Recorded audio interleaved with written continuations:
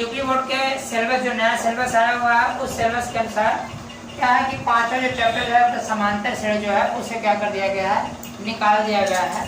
तो हम लोग पढ़ते हैं आज छठवां चैप्टर, जैसे कि चौथा चैप्टर अभी तक हम लोग कंप्लीट कर चुके हैं 4 चैप्टर तक। आज हम लोग चलते हैं बेटा पांचों चैप्टर में ट्रायंगल्स। देखिए ट्रायंगल्स क्या होते हैं बेटा, त्रिभुज जो है बहुत ही इंपॉर्टेंट चैप्टर है बेटा, आपके बोर्ड एग्जाम से लेकर के रिलेटेड या आगे जितने भी हो बेटा, चाहे यूपी बोर्ड हो चाहे सीबीएसई बोर्ड हो, सबके लिए जो है बेटा ट्रायंगल्स बहुत ही इंपॉर्टेंट चैप्टर होता है। और इनमें जो है बेटा थोड़े क्वेश्चंस भी थोड़े हार्ड होते हैं, बट आप अगर अच्छे से कंटिन्यू अगर बने रहेंगे हमारे चैनल पे तो शायद आप लोग को हम अच्छे तरीके से समझा पाएंगे। तो चलते हैं थोड़ा सा हम आप लोग को ट्रायंगल के बारे में बताते हैं। ट्रायंगल होता क्या है, तो सबसे पहला त्रिभुज, तो इसे हम लिखेंगे नहीं बेटा, बस आप लोग को समझाएं क्योंकि आप लोग लोअर क्लास से पढ़ते आ रहे हो ट्रायंगल होता क्या कैसा है, बस उनके बारे में हम थोड़ा सा आपको बता दे रहे हैं। तो ट्रायंगल क्या होता है, ध्यान से ट्रायंगल क्या होता है, 3 रेखा खंडों से घिरी हुई बंद आकृति को क्या कहते हैं हम लोग, त्रिभुज कहते हैं। किसी भी त्रिभुज में 3 भुजाएं होती हैं, 3 अंतःकोण होते हैं और 3 शीर्ष होते हैं। अब आगे चलते हैं बेटा त्रिभुज के प्रकार, टाइप्स ऑफ ट्रायंगल। जो त्रिभुज कितने प्रकार के होते हैं, तो त्रिभुज जो है कि भुजाओं के आधार पर 3 प्रकार के होते हैं और कोणों के भी आधार पर कितने प्रकार के होते हैं, 3 प्रकार के होते हैं। कौन कौन सा होता है, तो पहले ध्यान से बेटा ट्रायंगल त्रिभुज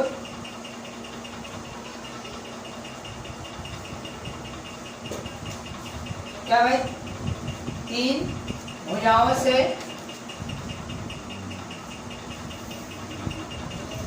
घिरी हुई बंद आकृति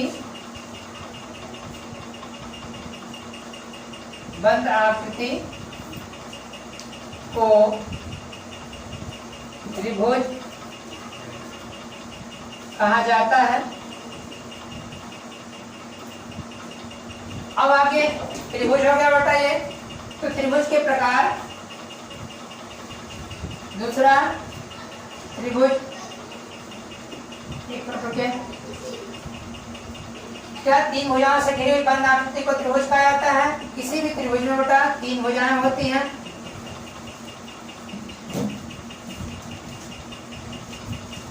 त्रिभुज में 3 भुजाएं, 3 शीर्ष तथा 3 अंतःकोण होते हैं। अब आगे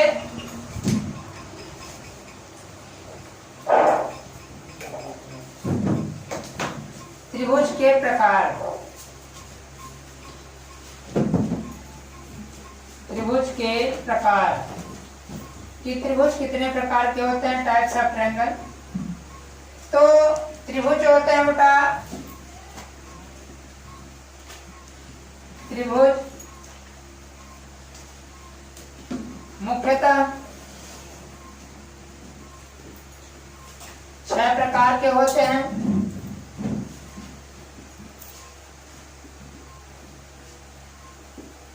होते हैं 3 भुजाओं के आधार पर,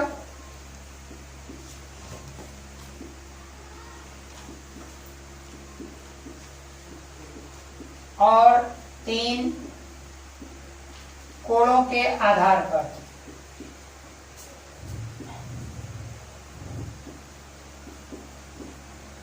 तो चलते हैं बेटा भुजाओं के आधार पर त्रिभुज का वर्गीकरण।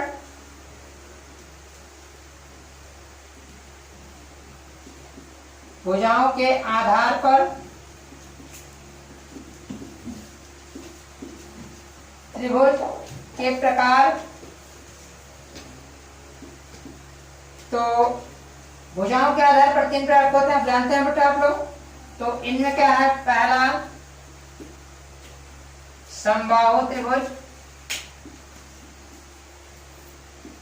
समबाहु त्रिभुज,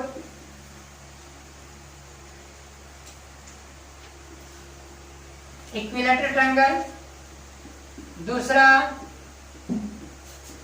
समद्विबाहु,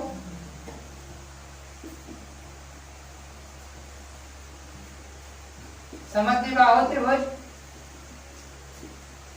तीसरा विषम बाहु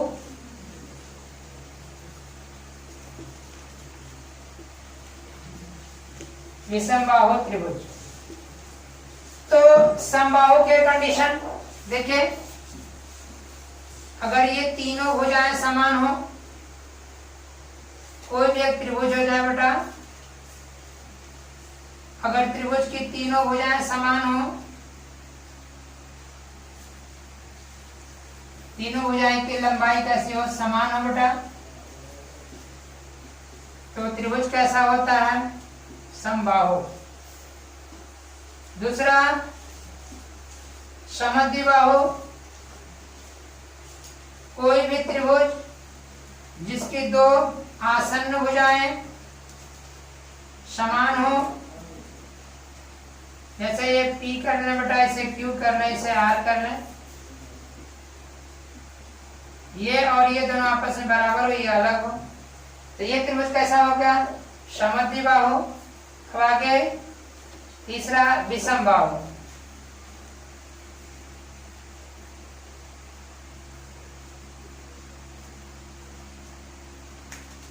X Y Z, 1 2 3। देखिए, जब भी आप ज्योमेट्री पढ़ते हो बेटा, तो फिगर में थोड़ा आप लोग केयर किया करें।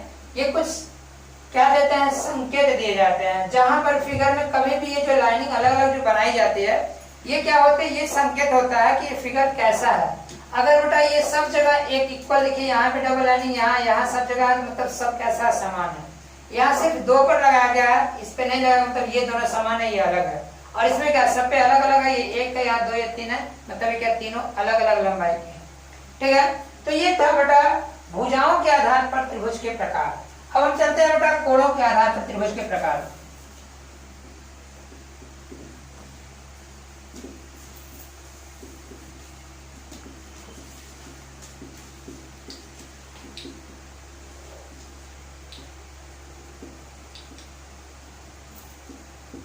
तो कोणों के आधार पर जो त्रिभुज के प्रकार होते हैं वो क्या होते हैं, पहला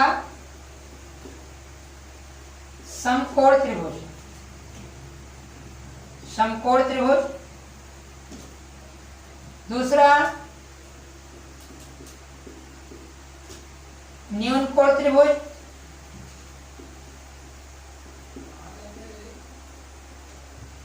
तीसरा अधिक कोण त्रिभुज।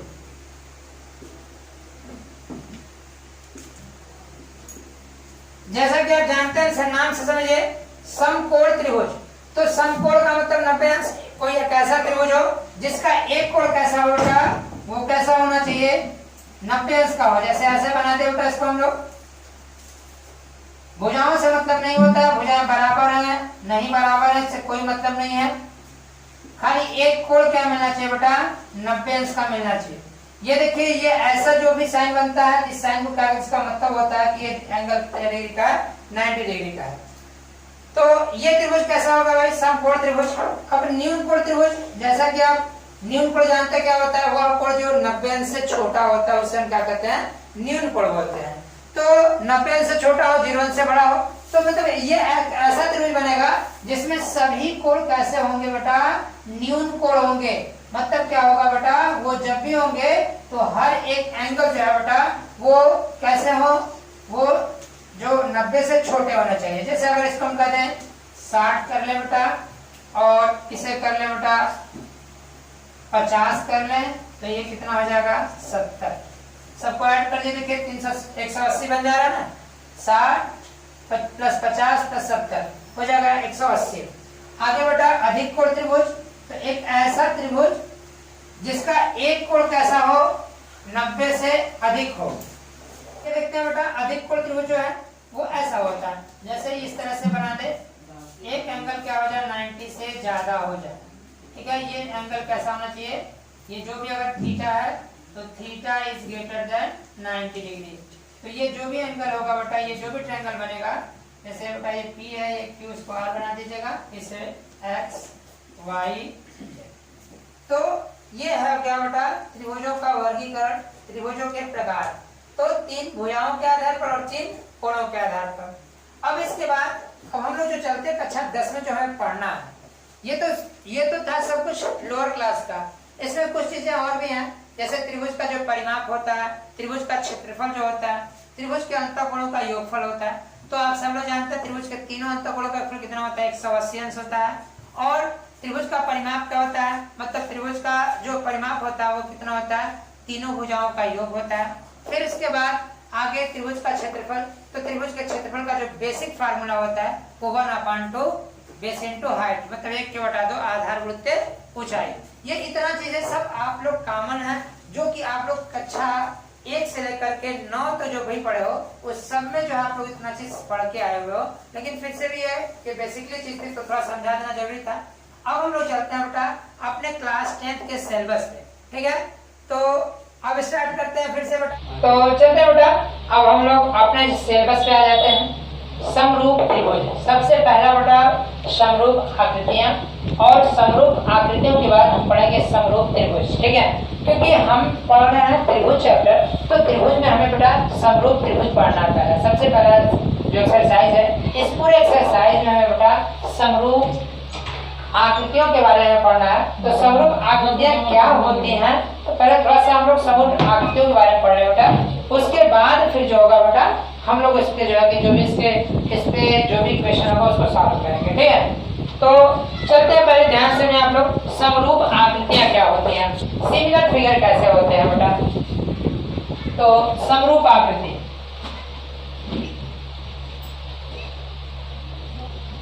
समरूप आकृतियां, सिमिलर फिगर। तो सिमिलर फिगर क्या होते हैं बेटा, वे सभी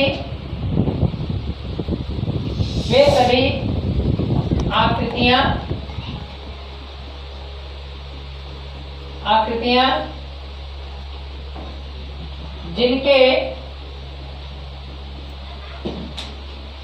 जिनके रूप समान हो परंतु आकार समान ना हो, आकार भिन्न भिन्न हो,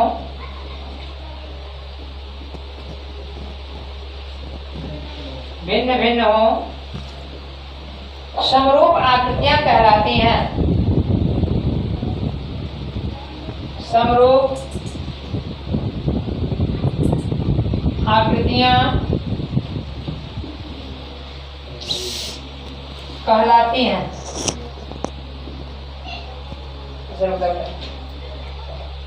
बड़ा हाँ बेटा, तो चलिए, तो समरूप आकृति आप समझ चुके हैं बेटा। आप लोग क्या होता है कि समरूप आकृतियां वे सभी आकृतियां जिनके रूप समान हो परंतु आकार भिन्न भिन्न हो, उसे हम क्या कहते हैं बेटा, समरूप आकृतियां कहते हैं। अब ये देखिए, जैसे सपोज अगर मान लें बेटा कि ये 2 त्रिभुज हमने बनाया हुआ है, एक त्रिभुज ABC है, दूसरा क्या बेटा, यहाँ पे हम कर दे बेटा PQR जो है, तो ऐसे यहाँ पे हम कर दे बेटा P, इसे कर दे बेटा Q और इसे कर दे बेटा यहाँ पे R। तो देखिए A किसके बराबर है, Z के बराबर है, और B किसके बराबर है, Q के बराबर है, और C किसके बराबर है बेटा, R के बराबर है। तो ये त्रिभुज में क्या बेटा, त्रिभुज ऐसे लिखेंगे इसमें हमेशा, त्रिभुज ABC व त्रिभुज PQR में क्या बेटा, angle A equal to angle P equal to Z, angle B equal to angle Q equal to X, और angle C equal to angle R equal to Y। इसलिए एंगल एंगल एंगल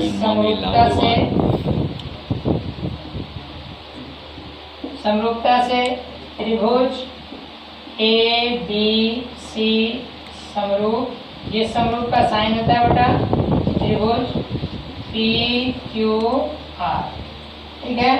तो ऐसा ही आपको करना पड़ेगा, जब भी क्वेश्चन कोई मिलेगा तो आपको इसी तरह से करना पड़ेगा, ठीक है। तो देखिए अगर समरूप आकृतियों की बात करें बेटा, दो आकृति के समरूप कब होंगे बेटा, ऐसे कभी कभी इसमें पूछ लेता है आप लोग, एग्जाम्पल पूछ देता है कि दो समरूप त्रिभुजों, दो समरूप आकृतियों की का कोई एग्जाम्पल दीजिए, 2 दीजिए, 3 दीजिए, 10 दीजिए। तो अगर समरूप आकृतियों का अगर कह दे बेटा आपको एग्जाम्पल देने के लिए, तो आप 2 वृत्त मान लेते हैं, 2 वृत्त मान लीजिएगा। कोई भी अगर 2 वृत्त हो बेटा वो हमेशा समरूप होता है। 2 वर्ग ले लें बेटा वो कैसा होता है, समरूप होता है। 2 आयत ले लें बेटा वो कैसा होता है, समरूप होता है। ठीक है, जैसे अगर हम ब्लैक बोर्ड ले लें बेटा, ये इतना बड़ा है, आयताकार है, अब हम कहते हैं बेटा एक और ब्लैक बोर्ड ले लें, वो या तो इससे बड़ा हो या तो इससे छोटा हो, वो दोनों क्या हो जाएगा बेटा, समरूप हो जाएगा। ठीक है, तो समरूप आकृति में इस जो आगे आप लोगों को जो एक्सरसाइज 6.1 करना है, उस एक्सरसाइज में सिर्फ हमें समरूप आकृतियों के ही बारे में पढ़ना है, कुछ दूसरा पढ़ना ही नहीं है। तो अब हम लोग जो है थोड़ा सा एक्सरसाइज लगा लेते हैं। तो 6.1 एक्सरसाइज हम लोग कवर करेंगे। चलिए हम लोग स्टार्ट करते हैं आज एक्सरसाइज 6.1। तो 6.1 में क्या है, थोड़ा आप ध्यान से देखें बेटा। पहला प्रश्न दिया हुआ है, कोष्टकों में दिए शब्दों में से सही शब्दों का प्रयोग करते हुए रिक्त स्थानों को भरिए। क्या लिखा हुआ है, सभी वृत्त कैसे होते हैं, लिखा बेटा ऐसा लिखा है। पहला एक्सरसाइज, पहला क्वेश्चन, पहला बेटा सभी वृत्त खाली स्थान होते हैं। तो बगल में क्या भरा बेटा, सर्वांगसम और कैसा है, समरूप। तो अभी हमने आप लोगों को बताया कि 2 वृत्त कैसे होते हैं, वो हमेशा समरूप होते हैं, चाहे वो दोनों एक ही आकार के क्यों ना हो। देखिए बेटा याद रखिएगा आप लोग कि समरूप जो भी होता है, अगर सर्वांगसम कोई आकृति है, 2 एक ही तरह का फिगर सेम एक ही साइज का, तो वो भी क्या होता है, सिमिलर होता है, समरूप होता है। जो रूप अलग है वही रहेगा। जैसे अगर कह दे बेटा एक 5 सेमी त्रिज्या का वृत्त, एक दूसरा भी 5 सेमी त्रिज्या का ही वृत्त हो, एक का केंद्र O हो, दूसरे का केंद्र का हो P हो, तो दोनों त्रिभुज कैसे होंगे, दोनों वृत्त जो भी होंगे बेटा वो कैसे होंगे, एक समान ही तो है ना, एक समान ही है, मतलब एक समान है तो कैसे होंगे, वो समरूप हो गया। और सर्वांगसम जो होगा, सर्वांगसम जो होगा वो समरूप होगा। तो सभी वृत्त कैसे होते हैं, समरूप होते हैं। ठीक है भाई, अगर बराबर है तो सर्वांगसम होगा, बराबर त्रिज्या है तो सर्वांगसम, नहीं तो क्या बेटा, समरूप। आगे दूसरा जो है बेटा देखिए लिखा हुआ सभी वर्ग होते हैं, तो इसी तरह से आप लोग उसमें लिख लीजिएगा फटाक, सभी वर्ग होते हैं। तो सभी वर्ग कैसे होते हैं, समरूप होते हैं। भाई अगर भुजाओं के ऊपर डिपेंड करेगा, अगर भुजा समान है तो सर्वांगसम, भुजा असमान है बेटा, अगर एक 4 सेमी का ले लें, एक 5 सेमी भुजा का वर्ग ले लें, तो कैसा होगा, दोनों कैसा होगा, समरूप होगा, सिमिलर फिगर होगा बेटा। ठीक है, तो दूसरे में भी क्या भरना, हमें समरूप भर देना है बेटा। आगे तीसरा, सभी खाली स्थान त्रिभुज होते हैं। तो सभी त्रिभुज कैसे होते हैं बेटा, सर से कहेगा सभी त्रिभुज समरूप होते हैं। कब, जब कैसे त्रिभुज, सभी त्रिभुज समरूप होते हैं। कौन से त्रिभुज, इक्विलेटरल ट्रायंगल, मतलब समबाहु त्रिभुज। तो सभी समबाहु त्रिभुज कैसे होते हैं, समरूप होते हैं। तो इसमें क्या भर देना, तीसरे में समबाहु। तो चौथे में क्या करना बेटा, भुजाओं की समान संख्या वाले 2 बहुभुज समरूप होते हैं। पहला, यदि उनके संगत कोण कैसे हो बेटा, संगत कोण बराबर हो और उनकी भुजाएं कैसी हो, समानुपाती हो। ठीक है, तो पहले क्या भरना है, पहले वाले में बराबर और दूसरे वाले में क्या, समानुपाती भर देना है। अब आगे चलते हैं बेटा हम लोग, क्वेश्चन नंबर 2 कह रहा है कि निम्न युग्मों के 2 भिन्न भिन्न उदाहरण दीजिए। तो देखिए दूसरा जो है बेटा, तो इसमें आप लोग सब लोग याद रखिएगा, पहले में क्या भरना था हम लोग को, समरूप भर देना था, ऐसे देख लीजिएगा आप लोग।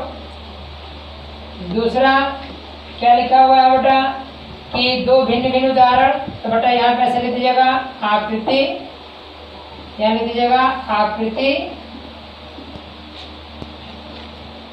और इधर कर दीजिएगा बेटा उदाहरण, 2 उदाहरण। तो पहला जो है बेटा समरूप आकृति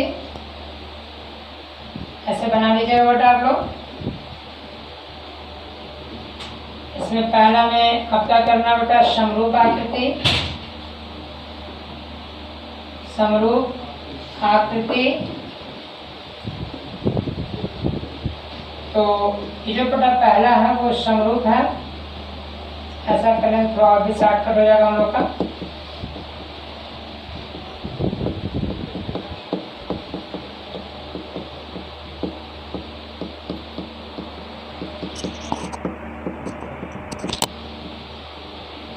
संख्या तो पहला क्या है, समरूप आकृति। तो समरूप के लिए 2 एग्जाम्पल दे दें बेटा। तो पहला वृत्त, दूसरा वर्ग, और भी पूछे बेटा तो 2 क्या बेटा, 2 वृत्त, क्या लिखिएगा, 2 वृत्त, 2 वर्ग, 2 आयत, 2 समान, बस 2 आयत तक, 1 2 3 लिख दिया। इसमें बेटा ये हो गया आप लोग का 2 वर्ग और 2 वृत्त जो भी होंगे बेटा वो कैसे होंगे, समरूप आकृति के उदाहरण है। और दूसरा बेटा क्या है, क्या लिखा है, आकृतियां जो समरूप नहीं है, तो समरूप नहीं है, ठीक बेटा। तो समरूप नहीं है या हम लिख सकते हैं बेटा असमरूप, ठीक है। तो समरूप नहीं है बेटा तो क्या कर दे, एक लोग त्रिभुज कर लें। पहला क्या हो जाए, त्रिभुज, त्रिभुज, दूसरा कर दे बेटा वृत्त कर लें। ये दोनों युग्मों का जो है बेटा ये कभी समरूप हो ही नहीं सकते हैं, एक त्रिभुज है दूसरा वृत्त है। दूसरे में कर ले बेटा, दूसरा एग्जाम्पल आयत कर ले बेटा और समांतर चतुर्भुज कर ले।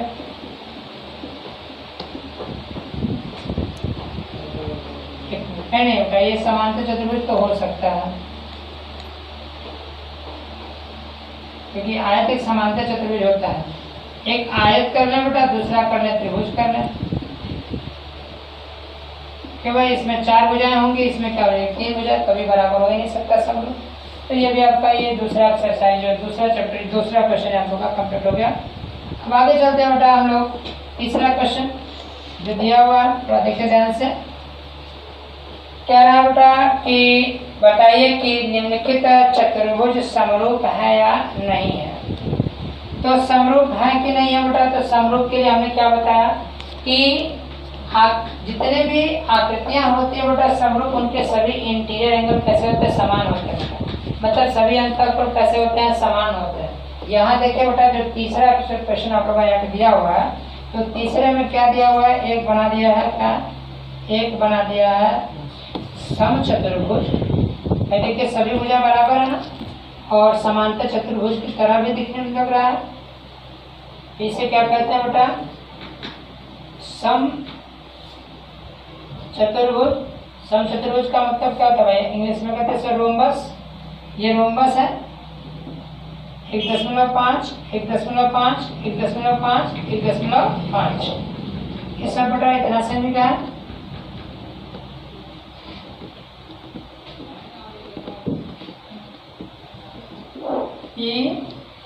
QRS। और एक क्या बेटा बना देते हैं हम लोग आयत। दूसरा ये क्या बनाया बेटा, सर ये वर्ग बनाया हुआ है।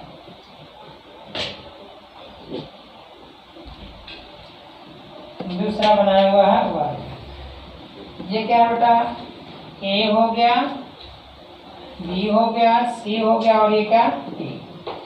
तो इसमें क्या है, ये सभी देखिए सभी अंतःकोण कैसे है बेटा, सब ऐसा बना हुआ, मतलब इस फिगर का भी बताया, मतलब बताया था हमने कि ऐसा जब भी बनता है इसे क्या दिखाता है, 90 डिग्री दिखाता है।